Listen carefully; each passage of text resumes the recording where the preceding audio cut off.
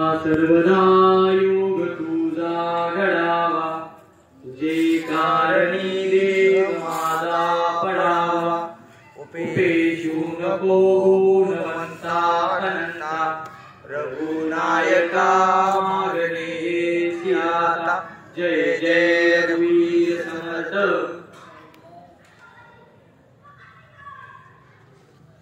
बराबर दिसते की तुम्हाला ह्याच्यामुळे दिसत.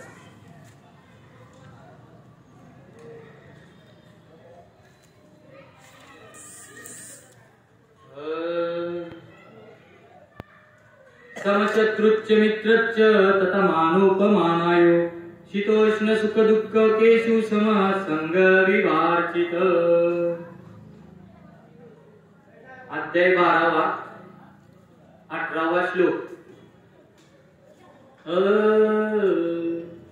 पार्था जयाच्या ठाई वैषम्याचा वार्ता नाही, रिपुमित्रा दोन्ही सरिसी पाडू. कागरीचे उजेडू करावा, पारखी अंधारू पाडावा. हे नेनेची गा पांडवा दिपू जैसा, जो खांडावया गाव गाडी.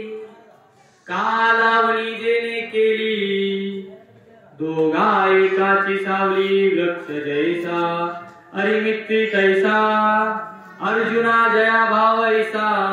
मानापमानी सैसा हो तुझाय, तिन्ही ऋतू समान. जैसे का गगन तैसे एकीचे मान. शीतोष्ण जया दक्षिण उत्तर मारुता, मेरू जैसे पांडुसुता. तसा सुख दुःख प्राप्त होता मध्यस्थ जो. माधुर्य चंद्रिका सरशीची रायरंका, तैसा जो सकैका भूता समूह. कुंडली वदविधर श्री ज्ञानदेव तुकाराम. पंढरीनाथ भगवान की जय.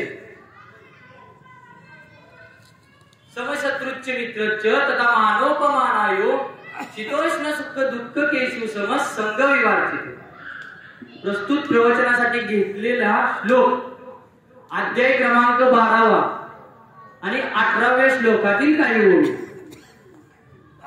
हा श्लोक अर्जुनाला भगवान श्रीकृष्णाने सारथ्याच्या रूपात सांगितलेला आहे की बाबा समशत्रुच्च मित्रच्च तथा मानोपमानायो, शीतोष्ण सुख दुःख केशु सम संग विवार्चित. मान अपमान, सुख दुःख, शत्रू मित्र, शीत उष्ण या सर्वांना जो कोणी आसक्ती रहित मानतो, संत श्रेष्ठ भगवान महाराज म्हणतात की जगात सर्वात श्रेष्ठ माणूस तो. आता शत्रू मित्र, मान अपमान, मित्र शत्रू यांना समान लेखणारा किंवा काय याचं वव्यात दृष्टांत रूपांतर त्यांनी वव्यात मध्ये आपल्या माऊलींनी केलेलं आहे. काय सांगितलेलं आहे माऊलींनी? पार्था जयाच्या ठाई वैषम्याचा परिणाम, रिपुमित्रा दोन्ही सरीसी पाडू. अर्जुना, ज्याच्या ठिकाणी मनाच्या वाकडेपणाची गोष्ट येत नाही, मग तो मित्र असो शत्रू असो, ज्याच्या मनात वाईटपणाची गोष्ट येत नाही त्या दोघांना तो समान भावनेने लेखतो, तो श्रेष्ठ माणूस पहिल्या याच्यात सांगितलेला आहे. आता मित्र आणि शत्रू यांच्यात भेदभाव करणारा मनुष्य कोण असेल? आपला मित्र. आपल्या मित्राला आपण सगळ्या मनातल्या गोष्टी सांगतो. बाबा आज मी काय केलं, एखादी गोष्ट सांगण्यासारखी नसते तरी सुद्धा आपल्या मित्राला ती सांगितली जाते. त्याच उलट अर्थ शत्रू, द्वेष, अहंकार या सर्व गोष्टी शत्रूच्या झाल्या. दोन्हींनाही समान भावनेला लेखणारा मनुष्य ही कुणाची जागा आहे? फक्त संतच करू शकतो, आपल्यासारखा माणूस नाही. आपण काय करतो? पार्ट्या पाडतो. 2 पार्ट्या तर हमखास असते. तर मला म्हणायचं यांना दोन्हींना जो कोणी आसक्ती रहित मानतो श्रेष्ठ माणूस तो आहे. एका गावात एक महादेवाचं मंदिर होतं आपल्यासारखं, आणि ही अशी 4 मुलं खेळायला लागले, तशी खेळत होती. इकडे तिकडे 4 मुलं, चांगली घट्ट मैत्री असणारी मित्र. आणि काय झालं, खेळता खेळता सरळ आपल्या महादेवाचं जिथून पाणी स्नान केलेलं पाणी येतं मोहरी म्हणायची त्याला. मोहरी. या मोहरीमध्ये सहज खेळत असताना पहिला मित्र तिथं जातो आणि सरळ हात घालतो. आपण पाणी घेताना डोळ्यांनाही लावतो त्या पद्धतीने करायला गेला असं. आणि तिथं गेल्यानंतर हात लावल्यानंतर हात वेदनेनं कळवळतीनं तो हात मागे काढतो. मला काहीतरी गार लागतं इथं. दुसऱ्या मित्राला जाणण्याची उत्सुकता. दुसरा मित्र म्हणतो काय गार लागतंय मला पण बघायचंय, काय आहे नक्की ती मला पण कळलं पाहिजे. मग तो काय करतो, दुसरा त्याच नादानं तिथं हात घालतो. त्यानं घातला काय गार लागलं मला पण चेक करायचंय, बघितलं पाहिजे, आपल्याला बघणं गरजेचं आहे. जिज्ञासा उत्सुकता सगळ्यांना असते. त्यानं हात घालायला जातो, तो सुद्धा हात वेदनेनं कळवळतीनं मागं काढतो. मला खरंच काहीतरी गार लागतं. तिसऱ्या मित्राला जाणण्याची उत्सुकता. तिसरा मित्र म्हणतो काय गार लागलं ती मला पण बघायचंय. तो पण हात घालतो, तो सुद्धा कळवळतीनं वेदनेनं हात मागं काढतो. आता वेळ तिच्या 4थ्या नंबरच्या मुलावर. ते आपला असतं मित्र. ते म्हणतं काय गार लागलंय की तुमचं तुम्हीच बघा, मला काही बघायचं नाही. नाही नाही असं कसं, ती तिघं काय म्हणते ती, असं कसं आम्ही तिघांनी घेतलंय, आम्ही ते अनुभवलंय, तुला पण अनुभवावं लागल.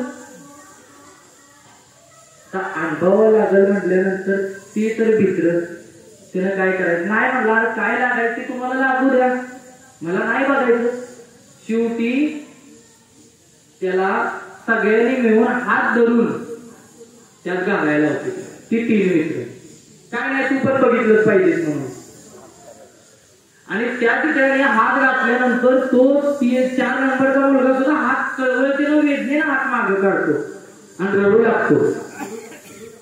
रडण्याचं कारण एवढंच असतं की तिथं गार असा पदार्थ कुठला लागत नसतो किंवा तिथं जाणवत नसतो. तिथे एक आतमध्ये त्या मोहरीत विंचू असतो. पहिल्या मुलाला हात घातल्यानंतर जवळ केलेला असतो, हात कळवळतीनं मागं काढलेला असतो. पण पहिल्या मुलाच्या डोक्यात काय, मला विंचू चावला, माझ्या त्या तिघा चौघड्यांना का नको. दुसऱ्यानं तोच, तिसऱ्यानं तोच विचार. सांगण्याचं तात्पर्य एवढं की मित्र शत्रू आपल्या मित्रांच्यात पण काही काही प्रकार असू शकतात. असं की मित्र असं नसावं. माऊली पहिल्या दृष्टिकोनात आपल्याला दृष्टांत आपल्याला हे सांगितलेलं आहे. पुढची ओवी काय दिलेली आहे, का घराचे उजेडू करावा, पारखी अंधारू पडावा, हे नेण्याची गा पांडवा दिपू देता. त्याचा अर्थ काय महाराज, जो आपल्या घरात लागलेला दिवा आहे तो दिवा काय करतो, आपल्या घरात लागलेला दिवा आहे तो घरच्यांना सुद्धा तेवढाच उजेड देतो आणि परक्या माणसांना सुद्धा तेवढाच उजेड देतो. ही दुसऱ्या ओवीत आपल्याला माऊलींनी त्याची उदाहरणं स्पष्ट केलेली आहे.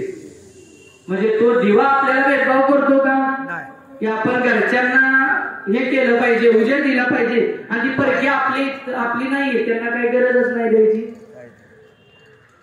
विषय तिसरं सांगितलंय माऊलीने, कारण जो खांडाव्या घाव घाली, कालावणी जेने केली, दोघा एकाची सावली वृक्ष जैसा. तिसरं उदाहरण माऊलीने काय दिलेलं आहे, जो मनुष्य वृक्षावरती कुऱ्हाडीचा फटका देतो त्याला घाव घालतो, आणि जो मनुष्य त्याच वृक्षाला पाणी घालतो, झाड समान सावली दोघांना पण देतो. त्यात ते भेदभाव करतं का. माऊलीने अतिशय चांगली उदाहरणं दिलेली. त्याच्यानंतर माऊली काय म्हणतात, नातरी एकशे दंडू पळती या गोडू, गळी ताया करू नेण्याची देणी. अथवा ज्याप्रमाणे ऊसाचं उदाहरण ज्ञानोबांनी आताची अतिशय गोड पद्धतीने दिलेलं आहे. ज्याप्रमाणे ऊसाचं ज्या वेळेला आपण ऊस आणतो त्याला पाणी घालणाऱ्याला सुद्धा तो समानच गोड लागतो, आणि त्याच्यावरती सरकार घालून पिळणाऱ्याला किंवा कारखान्यात नेऊन तो त्याची साखर बनवणारा सुद्धा तेवढाच तो ऊस गोड लागतो. अतिशय चांगल्या प्रकारचे उदाहरण दिले. त्याच्यानंतर महाराज काय म्हणतायत माऊली, अरे मित्री तैसा अर्जुना जया भाव ऐसा मानात मान सरीसा होतू जा. अर्जुना, त्याप्रमाणे शत्रू मित्रांच्या ठिकाणी सुद्धा असा भाव व ज्याच्या मनाची स्थिती मान अपमानाच्या वेळी सुद्धा सारखीच असते, त्यावेळेला तो श्रेष्ठ माणूस असतो. आता पहिल्यांदा आपण काय बघितलं, मित्र आणि शत्रू यांच्यात भेदभाव नसावा. सुख आणि दुःख यांना जो कोणी आसक्ती रहित माणूस ज्ञानोबराय म्हणतात ना, तो सुद्धा श्रेष्ठ माणूस असतो. आता सुख दुःख समान लेखणारा मनुष्य कोण असेल?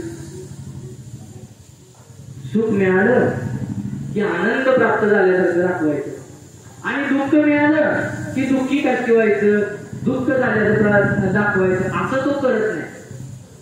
या पद्धतीनं सुखदुःखाची उदाहरणं दिली. आता सुखाचं जर घेऊन बसाल तर आता 7 दिवस आपण हेच ऐकत आलोय की सुख म्हणजे नक्की काय. जगी आता सुखी, जगी सर्व आता सुखी कोण आहे? उदाहरण दिले आपल्याला. सुख या जगात कोणाला आहे? महत्वाचं, एक सहज माणूस रस्त्याने निघालेला असेल आणि त्याला माणूस सायकलीवर जाताना माणूस बघितला, काय विचार करतो, आपल्याजवळ सायकल असती तर किती बरं झालं असतं. सायकल बरं भगवंताला त्याची जायची बरं का, भगवंत त्याला सायकल सुद्धा देतोय, ही घे सायकल. सायकल घेतोय, रस्त्याला सायकलीवरनं जातोय, मागणं 2 व्हीलर आलेली गाडी बघतो. त्यावेळेला पुन्हा त्याच्या मनात विचार येतो की आपण सायकलीवरनं आपल्याला पायदल मारायला लागते, किती पळवायला लागते, उन्हाचा तारा आहे, देवाने आपल्याला 2 व्हीलर दिली असते तर किती बरं झालं असतं.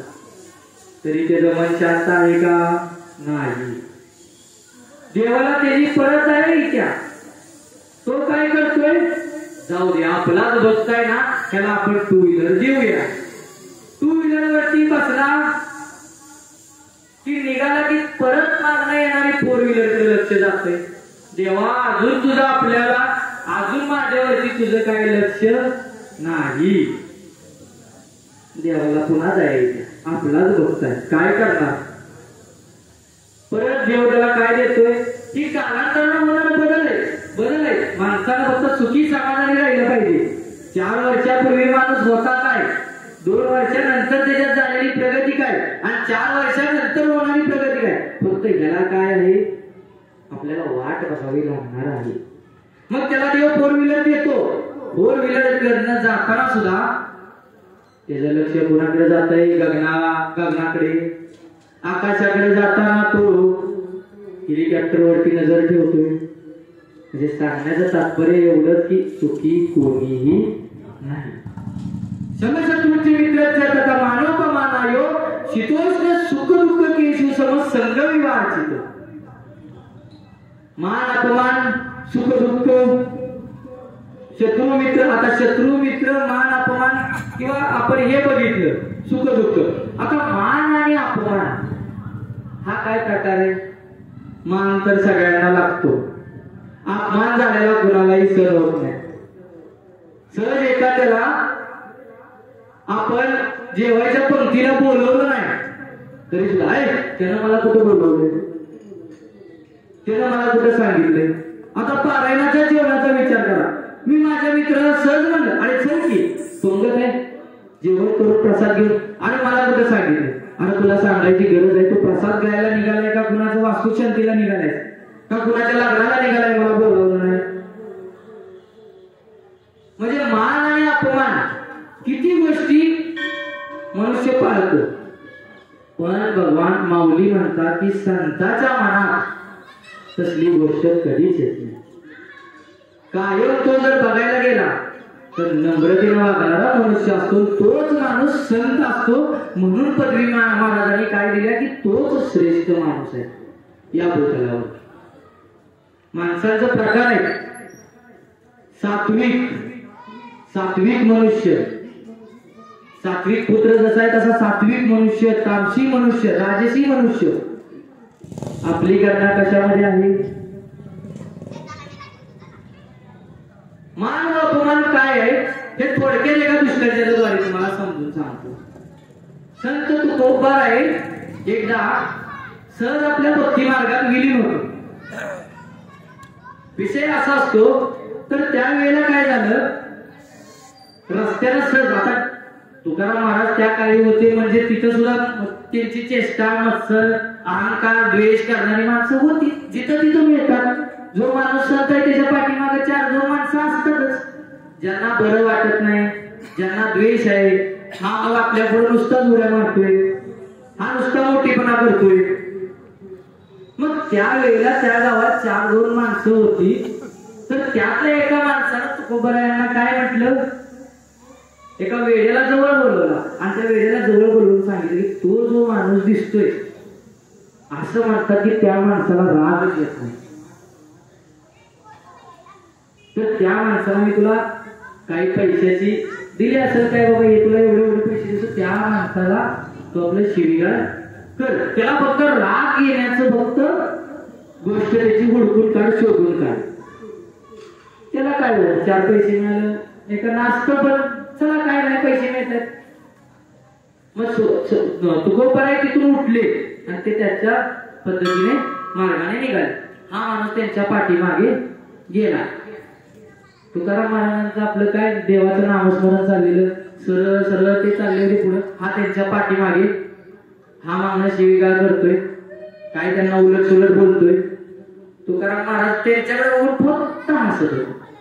त्याच्याकडे बघणार, प्रिय स्मित करणार, माणसं बघा बरं का. संत लोकांना उघड संतांची पदवी आपण दिलेली नाही. स्मित हास्य करणार. तास झाला, 2 तास झाले, 3 तास झाले. घनदाट जंगलाची वेळ आली, त्या जंगलात निघाले होते, सायंकाळची वेळ होती. हा देतोय, हा मागून त्यांना द्वेषाचं मत्सर बोलणं करायला लागलेलं आहे आणि ते आपलं नामस्मरणात भगवंताच्या विलीन होत चाललेले आहेत. शेवटी त्या इस्माने, त्या माणसाने तुकाराम महाराजांना, तुकोबरायांना थांबवले. काय तू म्हणला, वेडा बेडा माणूस आहेस का काय, एवढा वेळ झालं मी तुला नाही नाही ती बोलतोय, नाही नाही ती सांगतोय, तुझं लक्ष कुठं आहे. तुकाराम महाराजांनी त्याच्याकडे बघितलं आणि प्रिय हास्य करत सांगितलं, अरे माझ्या राजा, अरे तुला शिवी द्यायचं, तुला उलट बोलण्याचं किंवा तुला द्वेष करण्याचं, तुझ्यावर राग काढण्याचं माझं कारण काय चाललंय. गेले 2, 2.5, 3 तास झालं तू माझ्या सोबती म्हणून चाललोय. मी एकटा येत नाही, मी एकटा नाही, तू माझा सोबती म्हणून चाललाय. मी तुला काय म्हणू शकतोय. किती नम्रता, संतांच्या अंगामध्ये किती नम्रता होती. महत्वाचं सांगायचंय हेच ज्ञानोबा आहे ना, की सर्वांना समान लेखणारा मनुष्य तो सर्वात सुखी आहे. आणि ज्याला आनंद आणि समाधान प्राप्त झालं तो सर्वात सुखी माणूस असणार. आता आनंद कशात आहे, आनंद कशात असणार आहे. शब्बासकी कुणी येऊन बोलवून दिली की तो स्पर्श आहे, तो आनंदाचा स्पर्श आहे. एखाद्याने सहज बोलवलं, ये की चहा घे, त्यात सुद्धा एक सुख आहे. एखादा आपण भजन म्हणत असलो आणि जवळच्या वारकऱ्यांना आपल्याला वा म्हणलं की त्यात एक आनंद आहे. सहज इथं बसलोय, बाहेर आपल्याला आवाज येतोय आईस्क्रीमच्या गाड्याचा. आता आपल्याला नाही सोडा, मुलांचं उदाहरण नाही. किती छोट्या छोट्या गोष्टीत आनंद आहे. समाधान आणि आनंद त्या दोन्ही गोष्टी जास्त लांबच्या नाहीत. आणि जर नुसतं सुखच मिळत गेलं असतं तर दुःखाची किंमत राहिली असती, किंवा नुसतं दुःखच मिळत गेलं असतं तर सुखाची किंमत राहिली असती नाही. परमार्थ करायचा.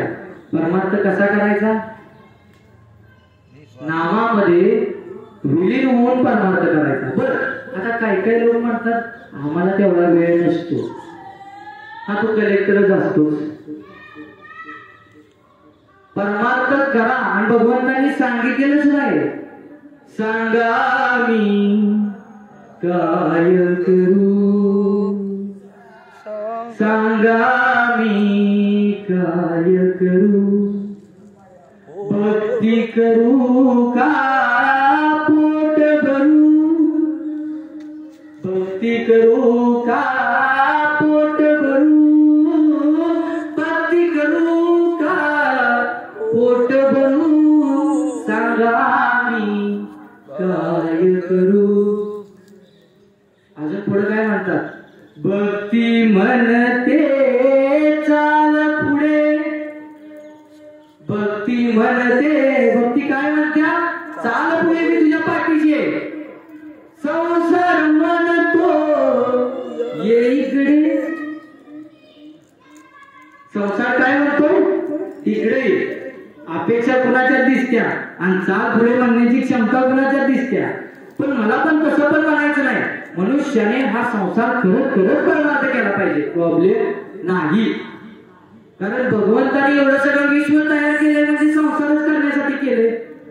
पण संसारात सुद्धा आपल्याला अखंड पारायण सप्ताह हे सगळ्या गोष्टीचं एक आध्यात्मिक कुठेतरी चाल दिलेली आहे माणसाला, की त्या गोष्टीमुळे फक्त आत्म्याला शांती मिळेल. संसार तर करायचाच आहे, आपण सगळ्यांच्याच पाठीमागे.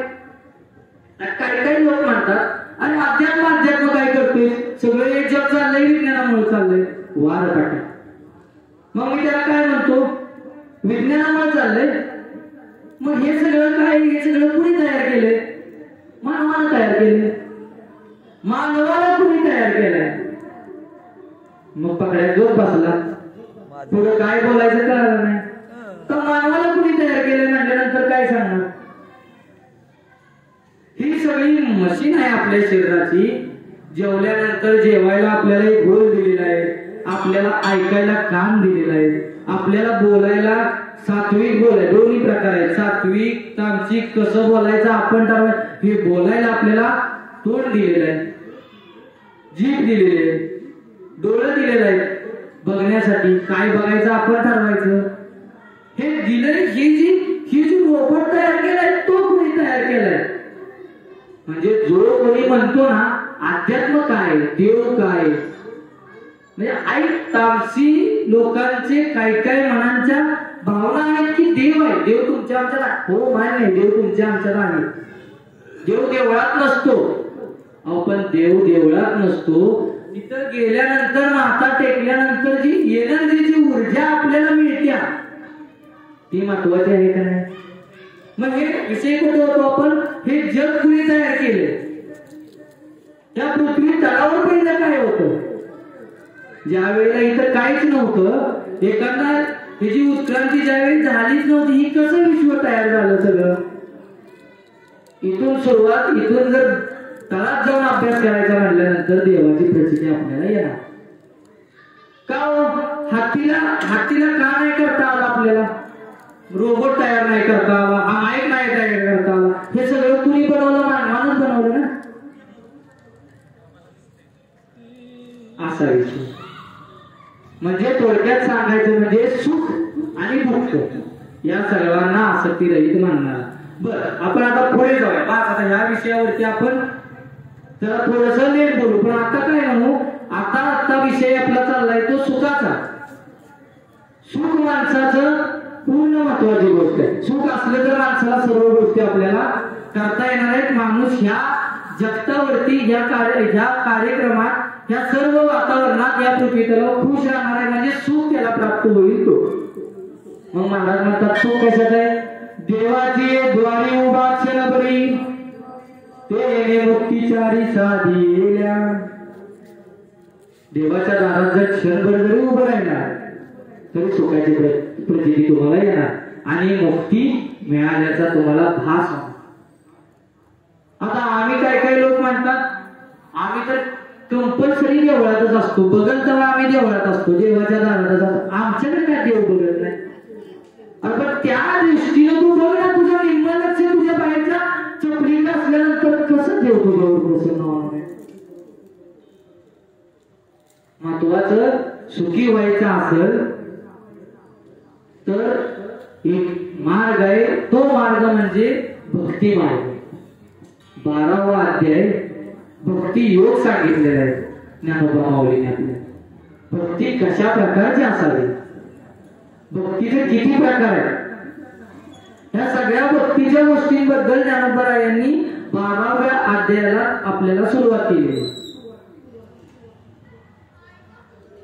सांगून गेले तुकान सगळे देवा पुढे झुका. ओ सांगून गेले तुकान सगळे देवा पुढे झुका. जीवन आपुले बहुमोलाचे जगात नाही बाबा कुणी कुणाचे. जीवन आपलं बहुमोलाचं आहे पण जगात कुणी कुणाचं नाही रे बाबा. मिळाली जागा जपून वागा रुबाब जाऊ नका. मिळाली जागा जपून वागा रुबाब जाऊ नका नका नका. आणि सांगून गेले तुका सगळे देवा पुढे झुका. इथेच राहिला जमीन तुम्हाला इथेच राहील माडी बंगला. मेल्यावरती होईल माती इथेच राहील पैका. मेल्यावरती होईल माती इथेच राहील पैका पैका पैका. काय होणार आहे? एक ना एक दिवस ठरलेलं आहे की आपल्याला इथं उठायचंय. मुद्दा लक्षात आला का? एक ना एक दिवस ठरलेला आहे आपल्याला इथं उठायचंय. मेल्यावरती होईल माती इथेच राहणार आहे तुझं सगळं काय बाबा. आणि सांगून गेले तुका सगळे देवापुढे. हरिनामाचा आगाध महिमा धावत येईल विठ्ठल रखुमा. दिंडुबयाचा गोरगरिबाचा विठ्ठल पाटी राखा. दिंडुबयाचा गोरगरिबाचा विठ्ठल पाटी राखा राखा राखा. आणि सांगून गेले तुकान सगळे देवा पुढे झुका. कितीतरी अभंग जर ज्ञान आपल्याला बनवून दिलेलं आहे देवाने. आपल्याला फक्त ते वाचनात आणायचं आहे ते आपल्याला कार्यात आणायचं आहे. आणि त्या सात्विक पद्धतीने आपल्याला फक्त भगवंताने सांगितले चालायचं आहे. जगात तुम्हाला काहीही कमी पडणार नाही. मोक्ष कसा मिळतो? मोक्ष कुठल्या मार्गाने मिळतो? काय केल्यानंतर मोक्ष मिळतो? प्रारब्ध काय आहे? या सगळ्या गोष्टीचा अभ्यास केल्यानंतर आपल्याला समजणार. ह्या जन्मातलं आपल्याला ह्या जन्मात केलेलं पाप आपल्याला पुढच्या जन्मात सुद्धा सोसावं लागतं बरं का. आणि मागल्या जन्मात जरी काय पाप केलेलं असलं तरी ह्या जन्मात येऊन ते फेडावं लागतंच. किंवा ह्या जन्मात मागल्या जन्मात जे पाप केलं तुम्ही ते ह्या जन्मात फेडतं नाही झालं मधीच तो गचकला तर त्याला ते पुढच्या जन्मात सुद्धा फेडावं लागतं. या सगळ्या गोष्टींचा अभ्यास आपल्याला या भूमितलावरती अतिशय महाराजांनी सगळ्या गोष्टींचा अभ्यास करून अखंड हरिनाम सप्ताहाचा इमारतीचा पाया उभा केला. इमारत बांधली आपल्या इमारतचा पाया उभा केला आणि तिथून पुढे आपण चढवायला लागलो. सुरुवात भगवंतरायांनी केली. बऱ्यापैकी लोकांचं असं म्हणणं आहे की आपल्या पारायणाचं 100 वर्ष पूर्ण झाली. 100 वर्ष पूर्ण झाली ते अजून हरिनाम सप्ताह आपला अखंडपणे सुरू. पण ही ज्ञानोबरायांनी ही सगळं त्या काळी जोपासलं म्हणून तर आज आपण त्या आधारावरती बोलू शकतोय. असो महत्वाचं म्हणायचं आहे काय सुख हे प्रत्येकाजवळ नाहीये. जर मानलं तर सुख आहे बरोबर. फक्त तत्वाच्या पद्धतीने आपल्याला राहिलं पाहिजे. महत्वाचं जगात सुख जर प्राप्त करावायचं असेल आपल्याला समाधानी राहायचं असेल तर 5 तत्व लक्षात घेतली पाहिजेत माणसाने. आता ते 5 तत्व कोणती कोणती? पहिलं तत्व मान अपमान. जसं काय आपल्याला श्लोकामध्ये सांगितलंय शमशत्रूचे मित्रच तथा मानोपमान शीतोष्ण सुख दुःख केशव संघ विवाहाचे. मान व अपमान यांना घेऊन टाकणारा मनुष्य यांना समान भावनेने लेखणारा मनुष्य मान व अपमान सहन करण्याची क्षमता मानवाच्या अंगात असणं खूप गरजेचं आहे. दुसरं तत्व काय म्हणतायत माऊली की माणसानं नेहमी सत्यवचनी राहिलं पाहिजे. तर सत्यवचनी राहायचं म्हटल्यानंतर अवघड आहे. मी इथं बसणाऱ्याला प्रत्येकाला विचारतो खरं बोललंय का आजपर्यंत एक तरी माणूस की असा कोण आहे बोटवर करायचं आजपर्यंत माझ्या तोंडून कधीही असत्य वाचा गेलेली नाही. नाही आपल्याला मिळणार. सत्य बोलणे सत्य वाचा ही भगवंताने सांगितले तत्वात आपल्या शरीरामध्ये रक्तात गेली पाहिजे. आपल्या तोंडातून गेलंच नाही पाहिजे. सवय झाली पाहिजे. जिथं असत्य बोलायचं तिथं सुद्धा सत्य तोंडात गेलं जात. सात्विक माणसाचं जात तामसी माणसाचं ते शक्य नाही. जो माणूस सात्विक आहे त्याने किती जरी खोटं बोलण्याचा प्रयत्न करू द्या महाराज पण त्याच्या तोंडून सत्य वाचा जाते. काय काय लोक म्हणतात सत्य अवघड आहे. सत्य बोलण्याचं सुद्धा 4 प्रकार आहेत बरं का. आता एक थोड्या वेळात सांगतो. खऱ्यातलं खरं बोलणं खोट्यातलं खोटं बोलणं हे 2 प्रकार झाले बरं का. खऱ्यातलं खरं बोलणं म्हणजे काय ते खरंच बोलणं आपल्याला माहितच आहे. खरं बोलतातच माणसं. दुसरी गोष्ट खोट्यातलं खरं बोलणं ते काय असतं खोटंच बोलणं. 3 नंबरचं खोट्यातलं खोटं बोलणं म्हणजे ते खोटंच बोलणं असत्यच बोलणं. आणि 4था प्रकार म्हणजे खऱ्यातलं खोटं बोलणं. आता हे 3 प्रकार तुमच्या लक्षात आले बऱ्यापैकी. खऱ्यातलं खरं म्हणजे खरंच खोट्यातलं खरं म्हणजे ते खोटंच काय बोलून काही फायदा आहे. खोट्यातलं खोटं म्हणजे ते खोटं नाही अखंड खोटं आहे.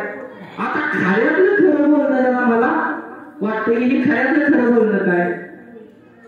लाकूड तोड्याची गोष्ट माहित आहे का तुम्हाला. माहित असेल सर्वांना माहित आहे. तरी पण मी एकदा सांगतो. एक लाकूड तोड्या असतो अतिशय प्रामाणिक माणूस. तो काय करतो आपला जीवनक्रम चालवण्यासाठी आपला रोजचा उदरनिर्वाह होण्यासाठी तो जंगलात जाणार लाकडे तोडणार दिवसभर जाऊन ते वेचणार गोळा करणार जाऊन बाजारात नेऊन विकणार 4 पैसे आलेले घराच्या संसाराला लावणार. असा रोजचा दिनक्रम त्याचा सुरू असलेला आपल्याला दिसतो. एक दिवस तो जंगलामध्ये जातो. माहित आहे सर्वांना तरी पण सांगायचा प्रयत्न करतोय त्याच्या पुढची गोष्ट आहे अजून. मग एक दिवस तो जंगलात जातो. जंगलात गेल्यानंतर चुकून त्याची कुऱ्हाड पाण्यात पडते. कुऱ्हाड पाण्यात पडल्यानंतर तो रडू लागतो. भगवान येते. आता ते कोण येते कोणतरी त्यानं त्याच्या डोक्यात जे भगवान आहेत ते तिथं प्रकट होतात. त्याच्या मनात जे काय आमच्या मनात महादेव आमच्या वेळी तारगण महादेवाला असतो त्यांच्या मनात भगवंत आहेत ते येतात. काय झालं बा कशा पाहिजे रडतोय. देवा माझी कुऱ्हाड त्या पाण्यात पडल्या. आता जळणं मी कसं सगळं म्हणजे आता जळण काढायचं कसं मी बाजारात निवायचं कसं विकायचं कसं मग मला 4 पैसे मिळणार. अरे का काळजी करतोय देव पाठीशी असताना. देव त्या पाण्यात बुडी घेतो आणि एक सोन्याची तलवार वर काढतो. ही वर तुझी तलवार कुऱ्हाड आणली म्हणतो. तो लाकूड तोड्या हात जोडतो भगवानाजवळ आणि त्यांना सांगतो की ही माझी कुऱ्हाड नाही देवा. अरे ही तुझीच असेल बघ. नाही देवा माझी कुऱ्हाड नाही. माणूस पण सत्यवचनी असतो. सत्यवचनी असतो बरं का. नाही माझे प्रामाणिक आहे. मग सांगितल्यानंतर मग देव पुन्हा बुडी घेतो. देवातल्या विचार करतो सोन्याची लय नको दाखवायला चांदीची काढून टाकू आपण. चांदीची कुऱ्हाड वर घेऊन येतो. ही तुझ्या एवढी आणल्या. नाही देवा ही माझी नाही कुऱ्हाड. देवाचा सगळा कार्यक्रम लक्षात येतो. ह्यो काय आपल्याला काय याचं काय घेणार नाही. ठीक आहे असू दे. पुन्हा देव बुडी मारतो आणि त्याची तुला होती जी कुऱ्हाड ती परत आणून उभ्या करतो दाखवतो. हीच का तुझी कुऱ्हाड. हा देवा माझी हीच कुऱ्हाड आहे देवा. मग कुऱ्हाड ती दिल्यानंतर देव त्याच्यावर प्रसन्न होतो की अरे किती तुझा थोर तो प्रामाणिकपणा आहे. त्यासाठी त्या 2 कुऱ्हाडी मी तुला बक्षीस म्हणून देतो. आनंद होतो लाकूड तोड्याला. कारण एखाद्याची गोष्ट नसलेली गोष्ट आपण मानून ते आपल्याला बक्षिसाच्या पद्धतीने देणं किंवा प्रसन्न होऊन देणं यात पण मोठं ते दोन्ही कुऱ्हाडी तो जवळ घेतो आणि घरी जा. इथपर्यंत तुम्हाला गोष्ट माहित आहे बऱ्यापैकी. पुढे काय होतं, पुढे गेल्यानंतर असंच काही दिवस निघून जाते. आता याच्या पुढची गोष्ट आहे का बरं का, ही गोष्ट आपल्याला सगळ्यांना माहित आहे. ह्याच्या पुढे गेल्यानंतर काय होतं, एक दिवस तो सहज आपल्या बायको सोबत जाण काढायला जंगलात येतो आणि जंगलात आल्यानंतर त्यावेळेला चुकून त्याची बायको त्या पाण्यात पडते आणि बुडून जाते. पुन्हा तो तिथे रडत बसतो. देवाचं लक्ष असतं बरं का त्याच्यावर. परत देव प्रकट होतो. अरे काय झालं, रडायला काय झालं, सगळं माहीत असून विचार रडायला काय झालं. देवाचं पण लय त्या गोष्टी आहेत बरं का. सगळ्या गोष्टी माहीत असून सुद्धा देव काय काय परीक्षा घेतात. काय झालं, रडायला काय झालं. काय नाही देवा, माझ्या अर्धांगिनी यात पडलेली आहे. माझी बायको या विहिरीत बुडलेली आहे आणि मला काय पावता येत नाही, त्याच्यामुळे मी रडत बसलेलो. देव मला कशाला काळजी करतोय, मी आहे ना. देव बुडी घेतो आणि अतिशय सुंदर स्त्री त्या नदीतला वरती काढतो. त्याची बायको नसते बरं का ती. अतिशय सुंदर स्त्री वर काढतो आणि दाखवतो. हो म्हणतो, हा तुझीच आहे का. देव लाकूड तोड्यातून हात जोडतो. लाकूड तोड्या प्रामाणिक माणूस. काय करायचं त्याला प्रश्न पडलेला असतो, काय नक्की करू, हो म्हणू का नको म्हणू. बघा बरं का विषय कसा आहे. पहिल्यांदा तर प्रामाणिक वागला, पण आता काय करतोय विचार करायला लागलाय, हो म्हणू का नको म्हणून. देव म्हणतात अरे सांग ना पटकन ना बोल. देवा हीच माझी आहे म्हणतो, हीच माझी. काय म्हणतो, हीच माझी आहे देवा, माझीच आहे. देव म्हणतो अरे वेडा आहेस का काय, खोटं बोलतोय तू, असत्य वाचा करतोय. मला सगळं माहित असतं, मी सगळं जाणून असतो, तरी सुद्धा तुझ्या तोंडातून असत्य गेलं. देवा माफ करा म्हणला, माझ्या तोंडातनं असत्य नाही गेलं, मी खऱ्यातलं खोटं बोललो देवा. अरे ते कसं काय. देवा मागल्या वेळी तुम्ही सोन्याची कुऱ्हाड वर काढली, त्यावेळेला मी नाही म्हणलो. तुम्ही चांदीची वर काढली, मी नाही म्हणलो. माझी मला परत तुम्ही काढली कुऱ्हाड. त्याच्यानंतर मी माझी घेतल्यानंतर तुम्ही मला तिथपर्यंत झालं. मग त्याच पद्धतीने आता झालं होतं. ही बायको तुम्ही वर काढली असती, मी प्रामाणिकपणाला नको म्हणलो असतो. परत अजून तुम्ही कुणीतरी दुसरी काढली असती, मी काय म्हणलो असतो, देवा ही माझी नाही. आणि माझी तिसरी बायको माझी मला तुम्ही काढली असती, त्यावेळेला मी म्हणलो असतो देवा हीच आहे माझी अर्धांगिनी. त्यावेळेला देवा तुम्ही त्या 2 बक्षीस म्हणून दिल्या नसत्या मला. ती समजू कसं मी, म्हणून मी खऱ्यातलं खोटं बोललो देवा. लक्षात आला विषय. खऱ्यातलं खोटं कसं आहे म्हणजे आपल्याला जाऊ द्या मूळ मुद्द्याचे आपण गाठ घालू. पहिलं वचन काय सांगितलं तर तो देवानं मान व अपमान सहन करण्याची अंगामध्ये ताकद लोकांच्यात पाहिजे. दुसरा विषय म्हणजे सत्यवचने असलं पाहिजे. तिसरं दान करण्याची क्षमता माणसाच्यात असली पाहिजे देवा. आणि ती कशी, एका हाताने दान दिलेल्या दुसऱ्या हाताला समजलं देखील नाही पाहिजे की आपण दान दिलं. हो कशाला पाहिजे आपल्याला नाव, कशाला पाहिजे मोठीपणा. दान देण्याची वृत्ती कशी असावी, एका हाताने दिलेलं दान दुसऱ्या हाताला कळलं देखील नाही पाहिजे. आज मोठा महाप्रसाद होतो इथं मी बघतोय आता बऱ्यापैकी सगळ्या गोष्टी सगळ्या भजनीपरायण कशाचीही न अपेक्षा करता कशाचंही कार्य न करता एवढं दिवस रात्र जागत आहे. ही म्हणजे दानच आहे एक प्रकारचं. ही म्हणजे एक सेवाच आहे. ज्ञानदान हा सुद्धा एक ज्ञानाचाच प्रकार आहे.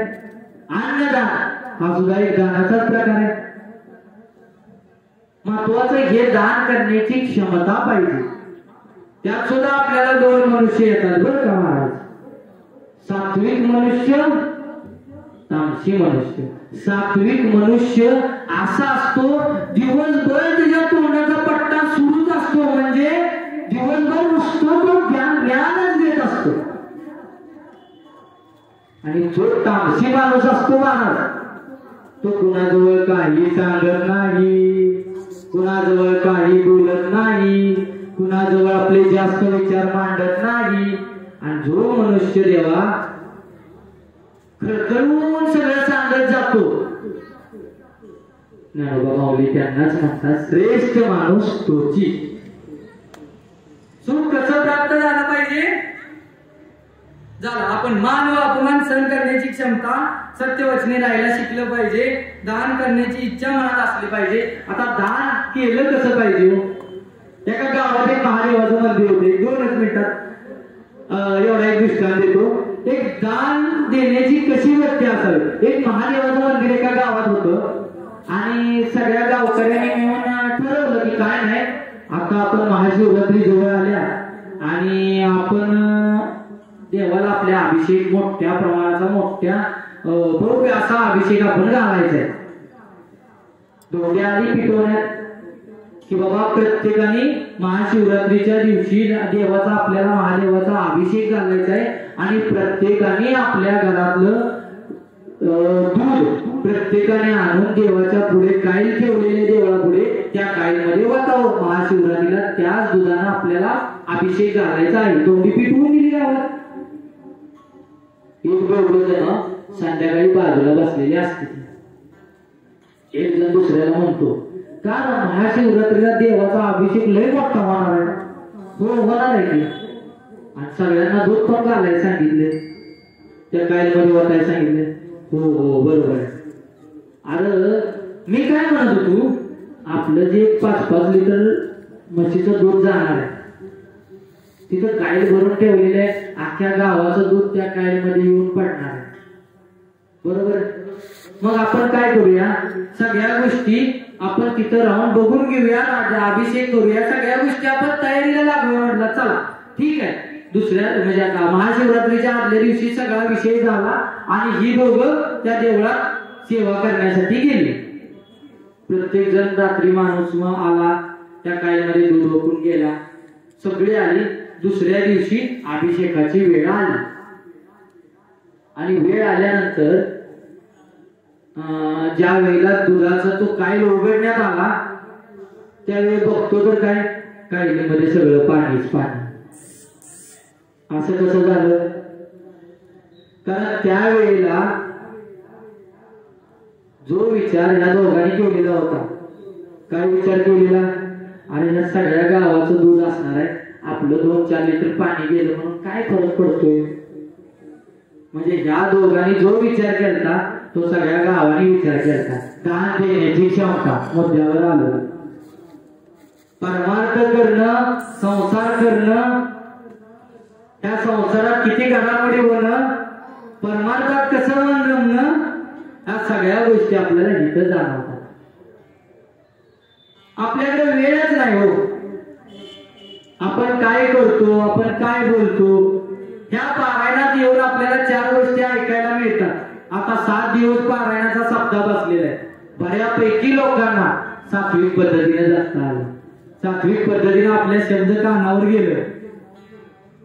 बरोबर आहे. तर ह्या 7 दिवसात 5वा-6वा दिवस असेल, ह्या दिवसात आपण बऱ्यापैकी ज्ञानाच्या गोष्टी घेतल्या. पण मला म्हणायचंय नुसतं हे 7च दिवस असून चालणार नाही. आपला हरिपाठ कमीत कमी एकतरी, ज्ञानोबा माऊली काय म्हणतात, एकतरी ओवी अनुभवावी. कमीत कमी एकतरी ओवी आपण अनुभवावी लागेल. त्यासाठी एक सांगतो, हरिपाठ, किमान एक हरिपाठ, जास्त काय नको, हरिपाठ तरी आपल्या मनात रुजला पाहिजे. विषय कसा आहे, महत्वाचं सगळ्या गोष्टींना आपल्याला मार्ग असतात. आपण चालायचं कसं हे आपण ठरवलं पाहिजे. प्रभुवा खेळ दुनियेचा कशाला सांग केलासी,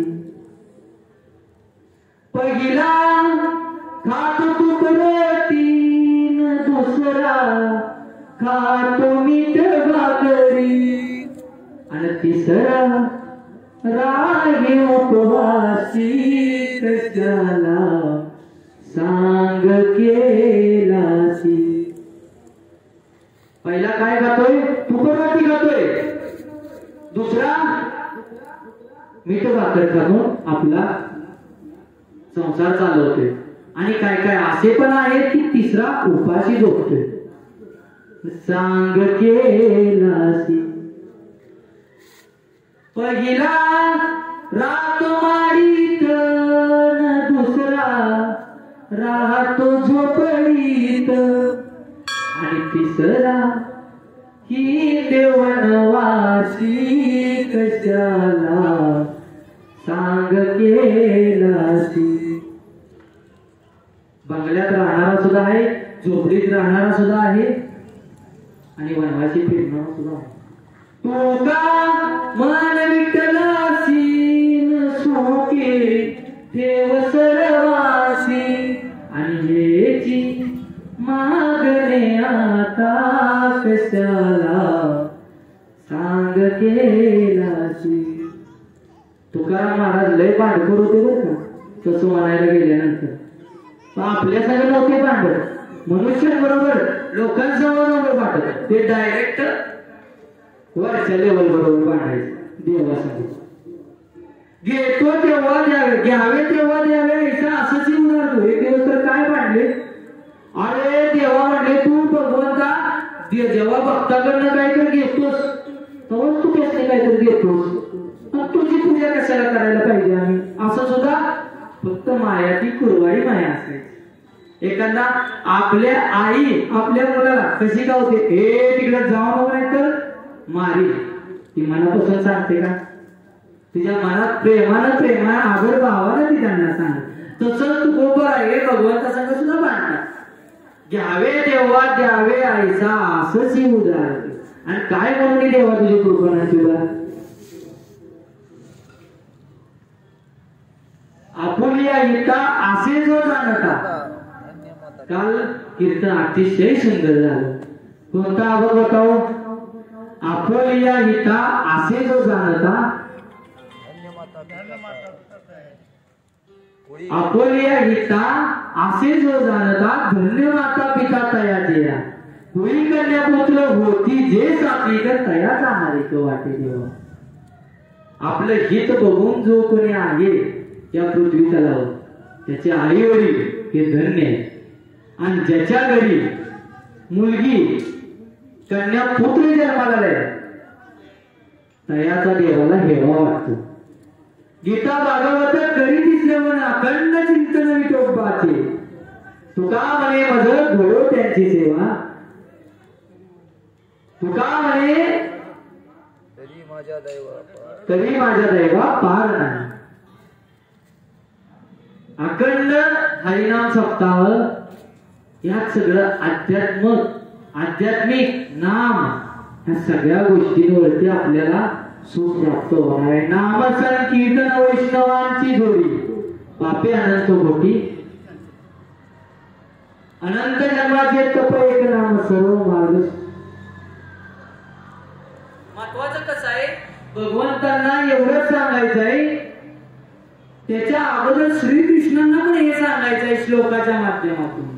अहो आपण आता बरंच झालं, आपण आता मूळ मुद्द्याकडे काय सांगितलं भगवंतांनी. समशत्रुच्च मित्रच्च तथा मानोपमानायो शीतोष्ण सुख दुःख केशु संग विवर्जित.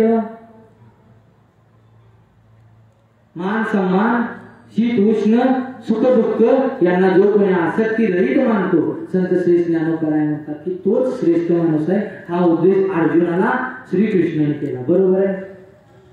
झालेली त्या सगळ्या गोष्टींचं फक्त एक जाता जाता एक सांगतो. महत्वाचं अखंड हरिनाम सप्ताह आहे. ह्यात फक्त मन लावा, तुम्हाला समाधान मिळण्याशिवाय राहणार नाही. आणि झालेली सेवा ही भगवंताच्या चरणी अर्पण करतो आणि या सेवेला पूर्ण विराम देतो.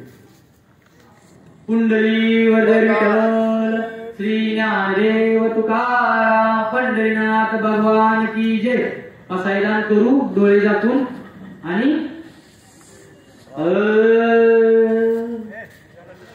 आता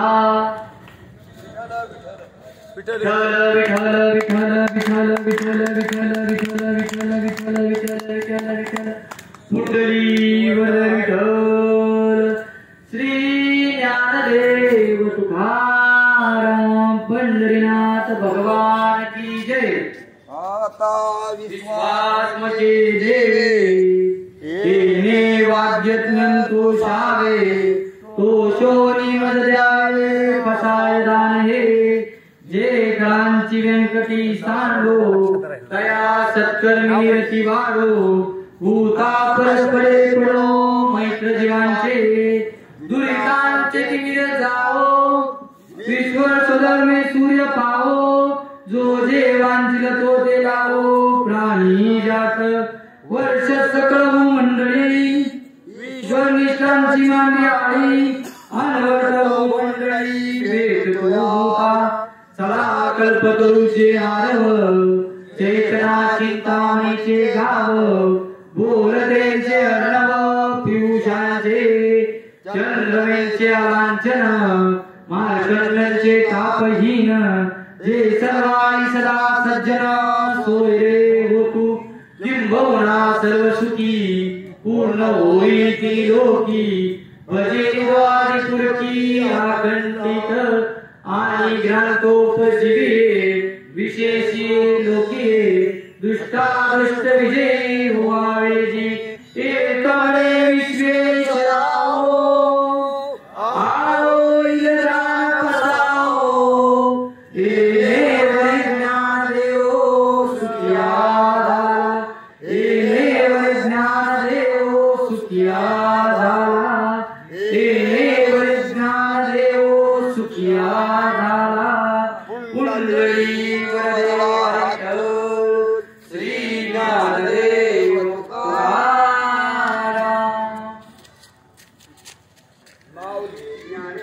महाराज की जय.